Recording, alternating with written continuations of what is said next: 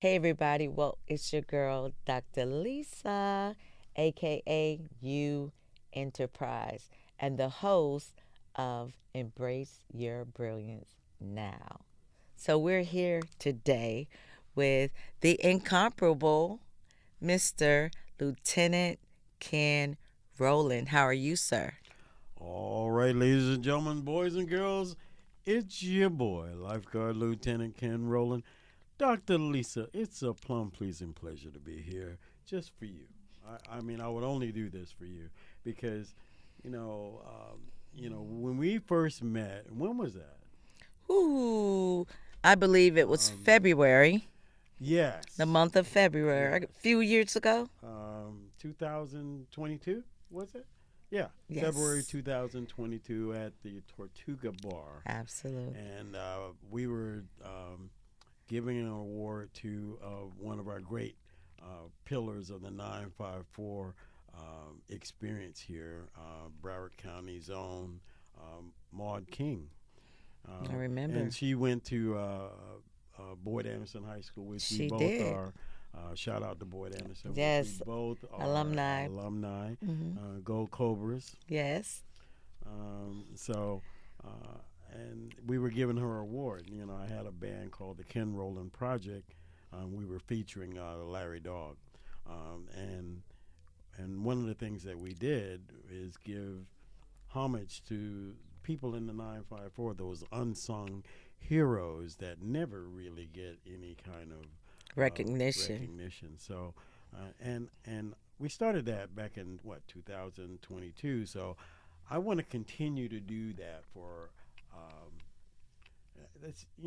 That's the thing. There's so many people and so many giants that we stand on the shoulders of. Definitely. So I just want to continue developing our legacy. Absolutely. And so I know that was a long way of saying, but I just want to say again, it's a plum pleasing pleasure to be here on Embrace Your Brilliance, ladies and gentlemen. And this is the wonderful host, Dr. Lisa. Lisa, with your Yes. bad self. Look at Appreciate you, you. cowgirl. Yes, yes. You know, I love my hats. Yeah, do you know anything about? Do you know white folks were called cattlemen? Well, I will say this. I Hmm. do know that it's fashionable, don't you think? It's definitely Oh, fashionable. it's definitely fashionable, and it's also historically accurate when you talk about the the BIPOC people, the black indigenous people of color that lived here on the Florida Peninsula. Okay. So why don't you give us a historical perspective of that? Well, once upon a time, boys and girls, there was this group of individuals that were melanated people, and many of them were trying to escape slavery. And one of the things that happened was that they joined forces with the Seminole and the Mississippi. So then we had black Seminoles and black Mississippi tribemen. So there was this partnership and cooperation and collaboration between the indigenous people and also the people of color of African descent. Hmm.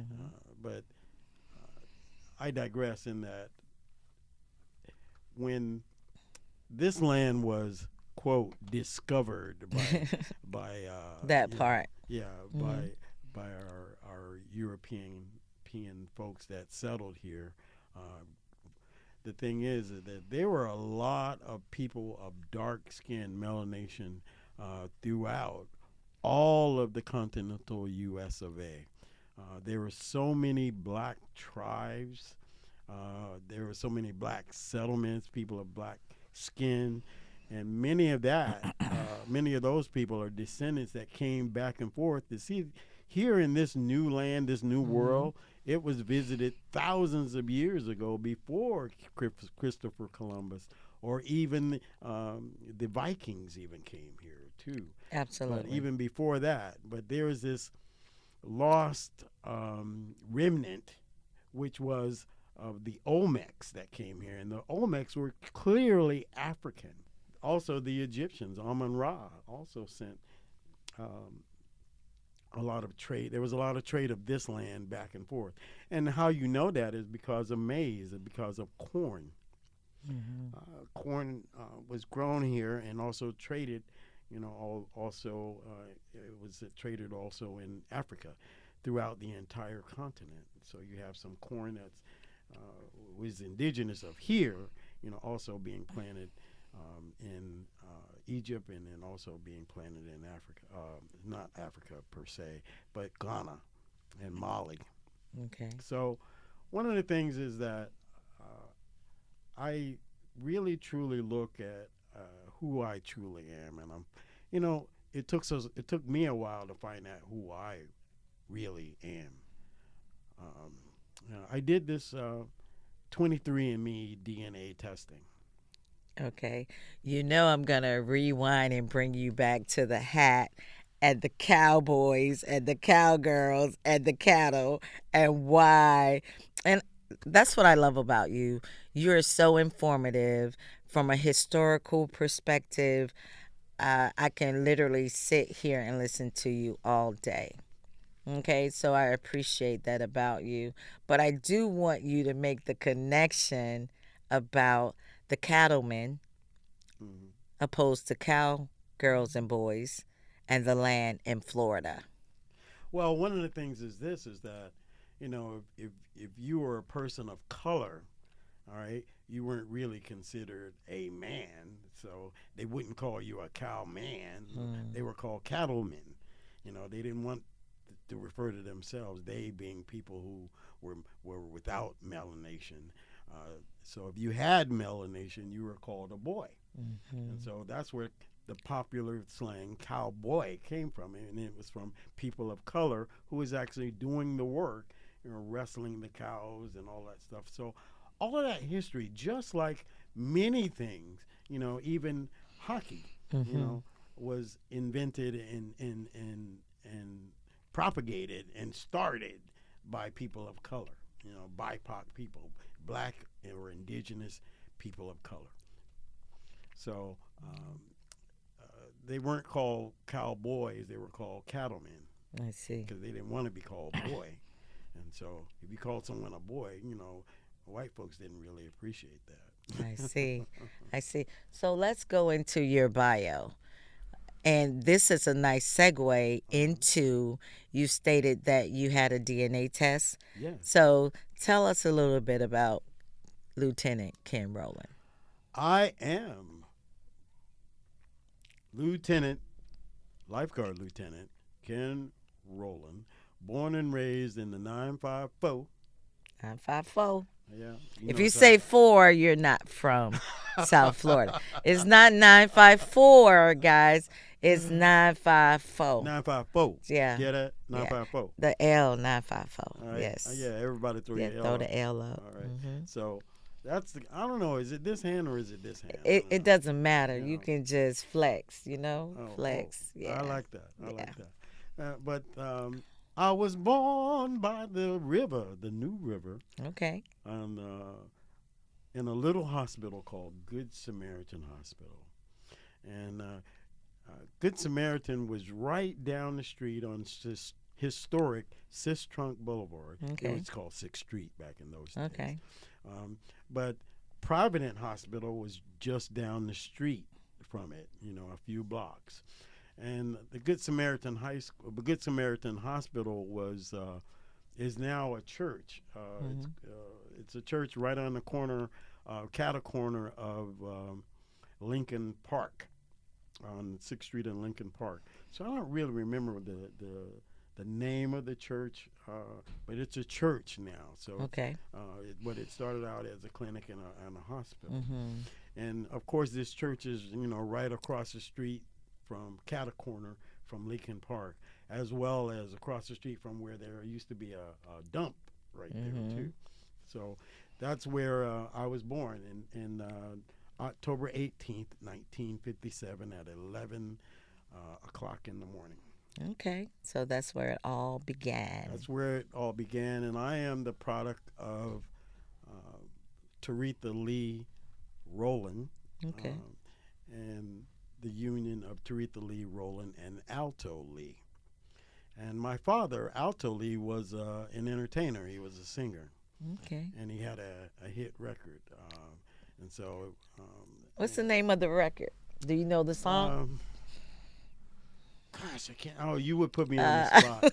But I just remember one of the lyrics, a portion of the lyric. You know, everybody talking about this and that. You know, you have the melody for it. you put me on the I spot. am putting you on the But what you spot. could do is, you could Google Alto Lee, and you Okay. can see and hear the music that he produced. And like I said, he had a hit record. And Okay. so, my mother was a young girl, and he was 17, and she was 15. Okay. Um, and so, my mother was a very beautiful young lady. I'm She sure. had long, dark black hair, Hmm. and my father was a bit of a rascal, so to speak. Oh, I see. So, The fruit doesn't fall too far from the oh, you're not talking about your tree. boy, Yes, lifeguard I Lieutenant am. Ken Roland. Yes, I am. But that's for another time, But ladies. you mean as far as musicianship? Oh, Yeah. okay. Okay, I'll let you have that. Yeah, my father he was a musician. He was a singer, Okay. a great singer. His cousin was a singer, and you probably heard of this guy. His name's James Brown. That was one of Okay. his cousins.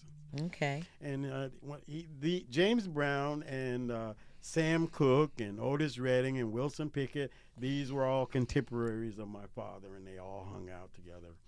And Okay. many of them said that my father had the most beautiful melodic voice out of all of them. Okay. Hey, that's just me bragging. Okay, Right? so because I was gonna say, so why wasn't he more popular, if you will, than the rest? What's his? Give us a little bit about his story. Well, my father, what I said, he was, a bit of a. Rascal. He You said, use the term rascal. well, what I mean by that is this: is that I met my father. It's a really strange story. I met my father. I was 25 years old when I met my father. Wow. Um, I had a memory of my father when I was a little baby. You had those cribs and you had the little mobiles over the top Yes. with that go around and all Yes. that stuff. So I remember this was a lasting memory. I remember this man in a army uniform Mm. bending down, picking me up, giving me a hug, and then putting me back. And somehow I knew that guy was my father. Okay. And so that was the only thing I had. So I But grew up. impressionable. But impressionable. So well, I don't know. I guess I'm just gonna be real. Let me just say this. Yeah, let's be I'm real. gonna just be straight up. And I'm gonna let's be straight embrace. up. Let's embrace that. I'm gonna be straight up. 955. That's how we like Say, it. Hey, look, this is it. This is how we You do it. do Okay. it. So when I met my father, this is what he told me. Mhm. He said there was nothing to do in Fort Lauderdale back in the 50s. The 50s. Right? There was nothing to do but to drink and screw. Oh. And he said he did both. Oh. On top of that, he had notoriety and popularity because he had a hit record and he was a singer. Right. So he was popular with the ladies. Okay, so that sounds like a Rolling Stone. Well, your last name is Roland. Yeah, it takes two Rollins to make it right, though. Okay, I see. So he was popular with the ladies, and just so happened that my mother got pregnant.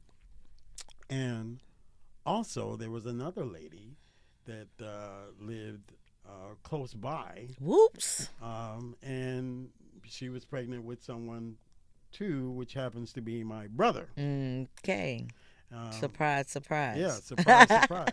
And so my brother and I are like Twins. Oh, no, not twins. Paternally, kind of, sort We of. are something like he was born in March, Right. and I was born in October I see. of '57. Okay. So once my mother found out about this other lady, and So being too Retha. Oh, wait. What do you think she'll think about you telling this story? Well, I don't know. You might have to forgive me, Mom. But this is history. I'm just, hey, it is what it is. Yeah, it is You what it know. is. So Wow. We all have a me and past. her though, but I mean, she wouldn't stand for that. So she didn't want anything else to do with my father. Absolutely. And so my father then joined the army, Okay. and he left. So there goes the answer to your question. Right. He joined the army and got away from the singing path or I whatever. see. But then he came back, I'm sure, later on in life. And I grew up not knowing my father. So, like I said, the first time I met my father, I was 25 years old. Right. So now, fast forward as I'm growing up, and I particularly remember this guy that was in the class with me, and I guess I was a pretty astute kid. I was quiet. I was astute, and I also was an athlete, but. I didn't play basketball. I mean, not as good as everybody else, and I didn't play football. I was a musician. I played drums, and I was a swimmer, and I used to run. I was a track person. So Okay. I ran Cross country. I ran cross country, Mm-hmm. and I also ran the 880, the 880, and I did the 440, and I also did the long jump. Now, was Coach Bowden there at Boyd Anderson High School? Coach Bowden came later on, not my freshman year. Okay. He came later on. Okay. So, but I was part of the first Boyd Anderson cross country team, and cross country is a legacy that we have from that first cross country team. So Boyd Anderson perennially is a powerhouse when it came to cross country. Yes, it was. Definitely. Not just cross country, but track and field. Absolutely. So we, one of my, a lot of my constituents who were on that team were great runners like Warren Powell. Warren Powell was a great runner. Kurt Walker was also on the cross country team with me. Leo Fair, who was, I think, a state champion. Steve Goodwin, and some of these are white folks as well as people of color. Okay. So where does this conversion come? Or should I say, when is this conversion from track and field, if you will, to swimming? Well, swimming was always a part of my life. I see. And my family is a bit of an anomaly in that we were a swimming family. So my uncle was the aquatic supervisor at the Sunland Park pool. And the Sunland Park was built in response to the building of the International Swimming Hall of Fame pool. Because there was a gentleman, a great judge, G. Harold Martin, who was the founder of the International Swimming Hall of Fame, and also a Kiwanian, the Kiwanis. He was the president of the Kiwanis as well, and he had an incident where he almost drowned, and so he was the genesis of the Kiwanis program. Every child of swimmers started with him, and so as a judge. He also had his eye on the entire city of Fort Lauderdale, not just. I mean, and back then it was two separate cities. You had the white side, which Absolutely. is the east side of the city. Then it was. Yes. Yes. And then you had the black side, which was the west side of the city. So the northwest was black. Northeast was definitely white. And back then we had separate but equal, but not so equal. So equal. Say that part. I remember going downtown, and I specifically remember you remember the Five and Dime, Macquarie's downtown? You Absolutely. remember that? I do. Uh, I do. I remember also the right next to it was a Woolworth. Royal Castle. Oh, world. Royal Yeah. Castle. Yeah. Remember they had the little bun type Mm-hmm. hamburgers Yeah. with the little bits of Right. onions and Right. cheese. Right. Loved those as a Yeah. kid. Yeah. So we used to always shop in the Five and Dime at the McCory's. Mm-hmm. But I also remember the water fountains that were there, and one said white Mm-hmm. only, and colored. See, they took them down by the time I was going to the store with my mom. So, because I was born in 65. So, Well, you're saying. integration didn't really happen until uh, 70, 71, right? Right. The ruling came down 69, Mm-hmm. but so that year, the school year of 69, 70 is when they integrated. Right. And then 70, 71 is so yeah, it was 70, 71, my eighth grade year. Okay. And then they integrated, and we went to Boyd Anderson. The Boyd Right. Anderson was a new school, Yes. and my whole family had grown up being Panthers. alumni. Yeah, Yeah. Panthers, right? Panthers. Yeah. Uh, Shout so out Panthers. so I was always wanting to be a drummer. My uncle Leonard old Roland was a trumpet player, Okay. and he also later on graduated Dillard and went to FAMU, Florida A&M University, and played in the Marching 100. Mm-hmm. So me as a little kid, seeing my uncle march in the band, I wanted to be in the band too. And then Right. seeing all these people growing up in the neighborhood all going to the so I wanted to be a Dillard Panther, and I'm learning. I see my friends playing drums, so I get the drumsticks and I'm start beating on walls and all that stuff, and driving my mom crazy, beating on the walls and all that stuff. And but like I said, we had this legacy of going to Dillard, and then they integrated. If you lived on one side of the street, Right. you went to Dillard. If you lived on the other side of the street, you went to Boyd Anderson. And so happened I lived on the side of the street that went to Boyd Anderson. Right. And so I also lived in what we call the Gov, Okay. the government projects. Right? Okay. So needless to say, I did not come from wealth. Okay. Although, you pull yourself up by your bootstraps, it's amazing the things that you can achieve. Yeah. And I say that to all of you.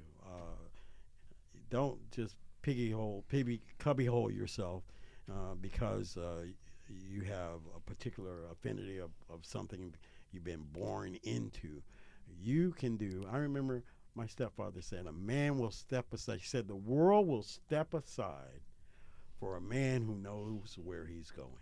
Absolutely. So I got to say hotep to that. Okay. So that's a nice segue into where are you now? Because as you know, this show is called Embrace Your Brilliance Now. So we talk about the 954 collective. We talk about representing 954. What does that mean to you, representing 954? It's almost like there's a clarion call for this area. I believe something amazing is happening in the 954 area code in South Florida. I think God truly has a plan and a purpose for the 954. But historically speaking, we weren't always 954. That's right. We were the 305, we were baby. 305. The real 305. The real 305 was here. Yes. Right? Yes. And then 305 also included Miami. I keep hitting this thing. We were upset about it. I know I was as a kid. I think I was in high school, and I was upset about not being 305 anymore.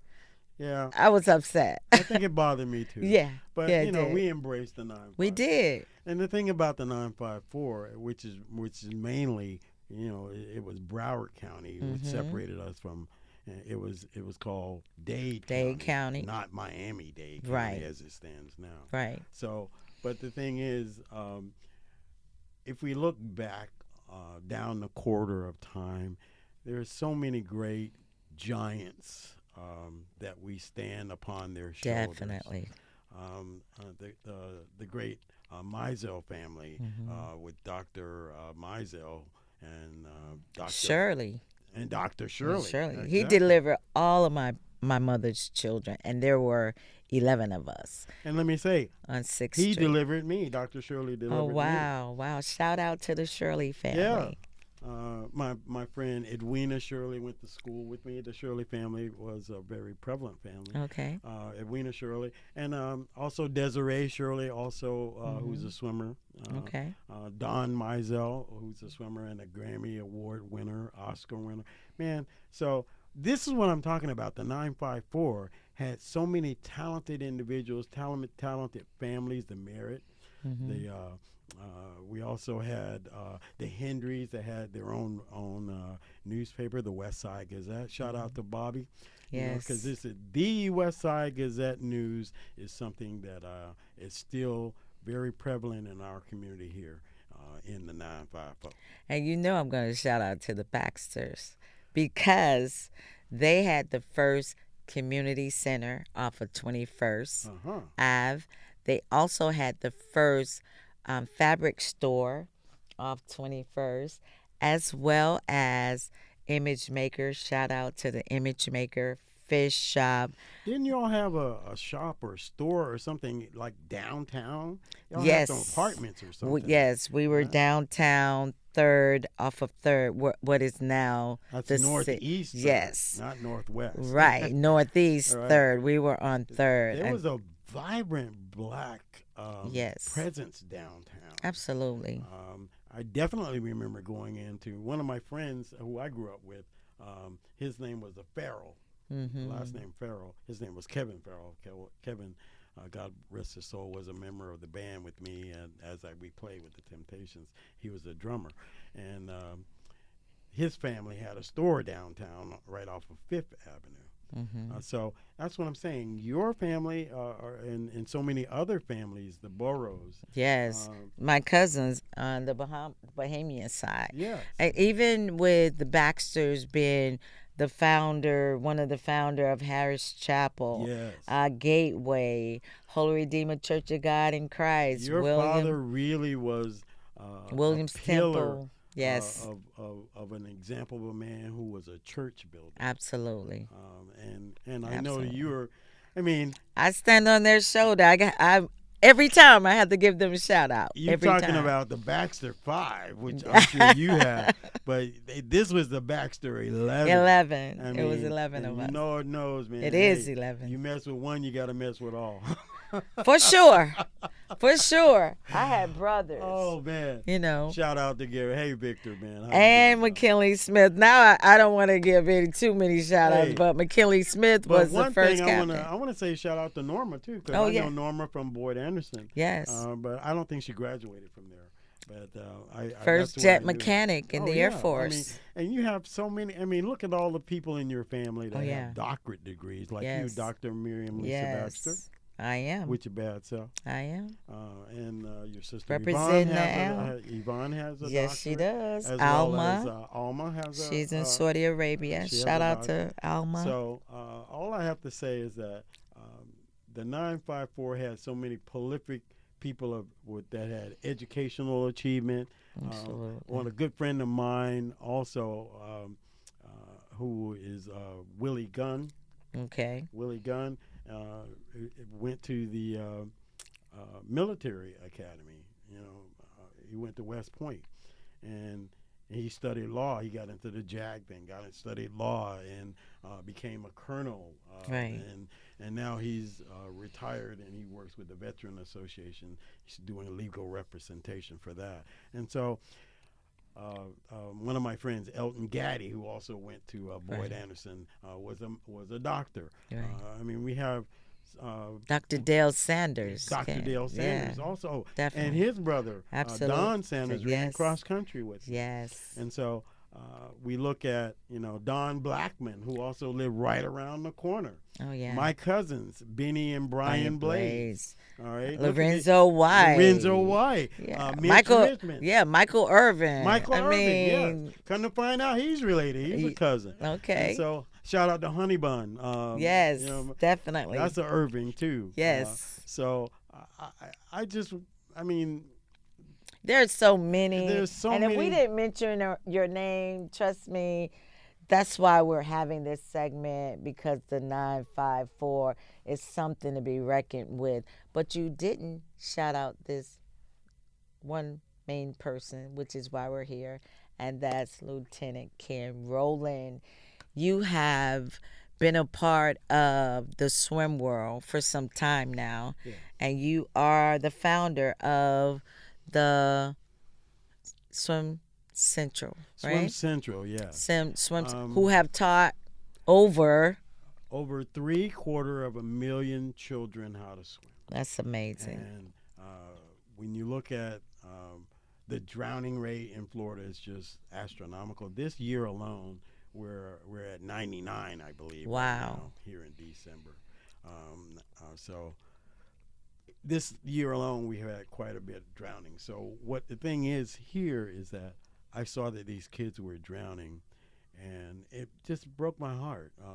And I wanted to do something about it, and I wanted to implement change. So at the age of 2, they threw me in the water. My uncle threw me in the water and said, "Boy, you better swim." I kicked my arms, I kicked my legs and moved my arms, and I made it to the wall, and I've been swimming ever since. And so I became a lifeguard. I became a part of person on the swim team. I became that pool rat that helped out during swimming lessons. And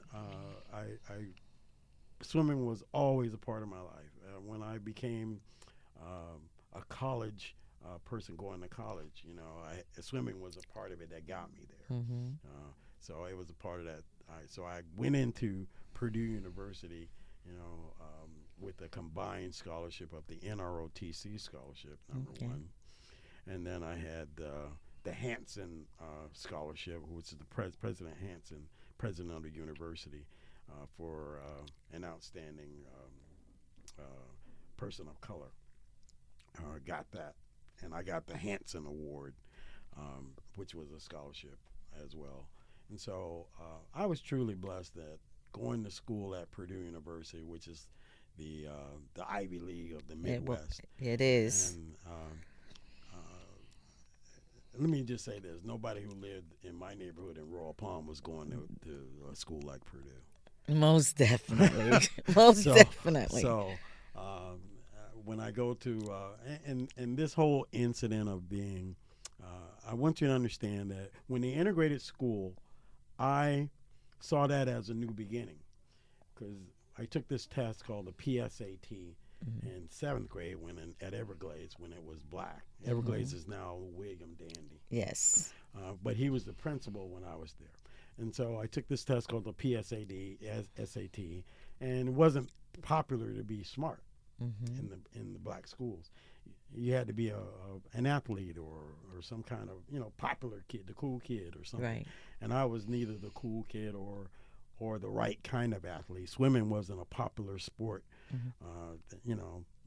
so I wasn't I could play basketball. I wasn't a great basketball player, and I didn't play football because that was in band season, so I was in the band. So one of the things I did was I just got involved in swimming, and swimming was cool to me. And so I exercised every muscle in my body, and swimming really saved my life.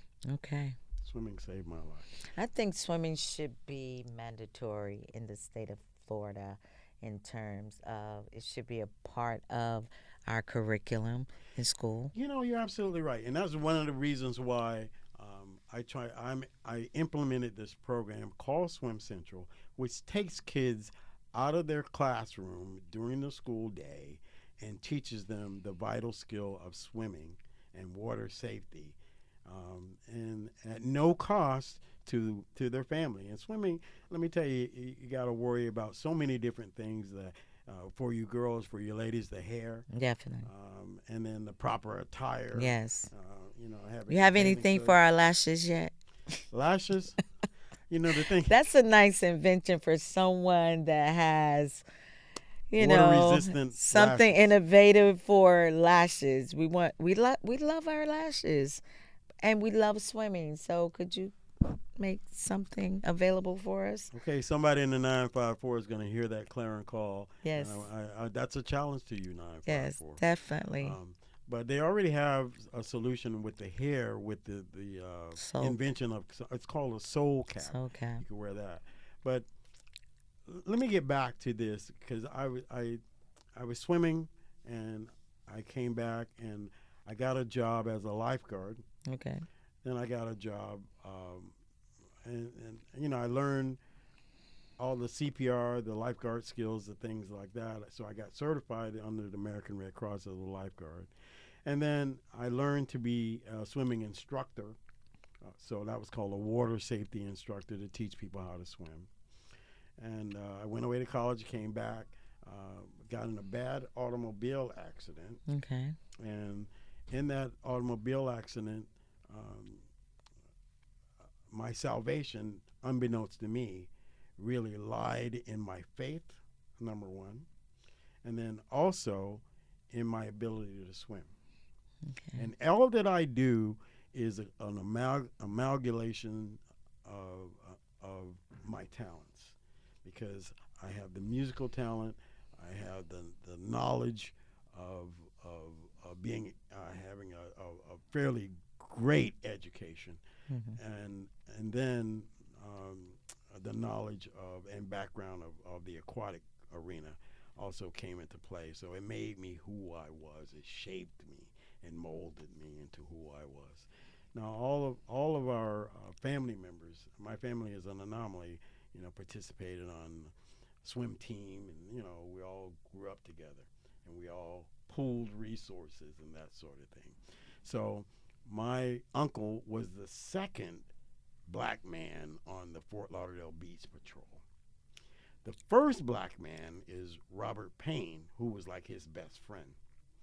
And Robert Payne eventually became my swim coach, along with the great Olympic swim coach.